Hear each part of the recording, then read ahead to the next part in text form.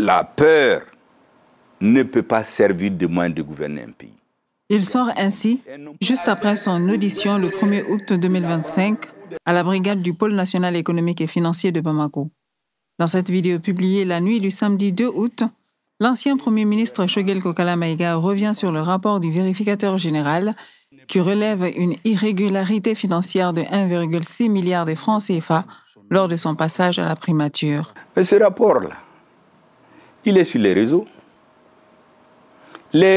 Tout ce qui est dit là-dedans est sur les réseaux, tout est public, donc je n'ai pas besoin de commenter. Mais je souligne juste deux anomalies. J'ai pris fonction en juin 2021. Mais curieusement, il y a des dépenses qui avaient été faites par mon prédécesseur depuis le 1er janvier 2021 qu'on a imputées à M. Choguel Maïga. Ensuite, on a vérifié la gestion de 2022.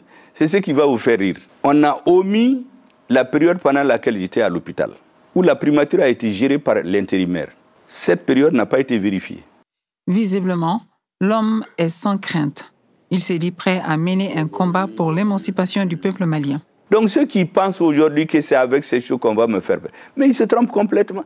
Mais la lutte pour l'émancipation des Maliens, nous allons le faire auprès de tous les patriotes maliens. Ces patriotes-là, chacun se bat comme il fait, on n'a pas les mêmes moyens de se nous battre, on n'a pas les mêmes façons. C'est tout ce que j'ai dit. Chaque homme, ici son destin.